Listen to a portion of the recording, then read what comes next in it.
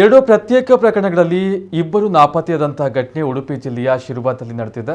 ವಿಪರೀತ ಕುಡಿತದ ಚಟ ಹೊಂದಿರುವ ಶಿರುವ ಪೆಜತ್ತಕಟ್ಟೆ ರಾಬಿನ್ ಬಸ್ ನಿಲ್ದಾಣದ ಬಳಿಯ ಬಾಡಿಗೆ ಮನೆ ನಿವಾಸಿ 48 ವರ್ಷ ಪ್ರಾಯದ ಕೃಷ್ಣ ನಾಯಕ್ ಮೇ 31ರಂದು ಬೆಳಗ್ಗೆ 8 ಗಂಟೆಗೆ ತಲೆನೋವಿಗೆ ಮಾತ್ರೆ ತರುತ್ತೇನೆ ಎಂದು ತನ್ನ ಮನೆಯಿಂದ ಹೊರಟು ಹೋದವರು ಮನೆಗೆ ವಾಪಸ್ ಆಗದೆ ನಾಪತ್ತೆಯಾಗಿದ್ದಾರೆ. ಅವರ ಮೊಬೈಲ್ ಕೂಡ ಸ್ವಿಚ್ ಆಫ್ ಆಗಿದ್ದು ಇವರಿಗೆ ಪತ್ತೆಯಾಗಿಲ್ಲ. ಪತ್ನಿ ಜಯಶ್ರೀ ನೀಡಿದ ದೂರಿನಂತೆ ಶಿರುವ ಪೊಲೀಸ್ ಠಾಣೆಯಲ್ಲಿ ಪ್ರಕರಣ ದಾಖಲಾಗಿದೆ.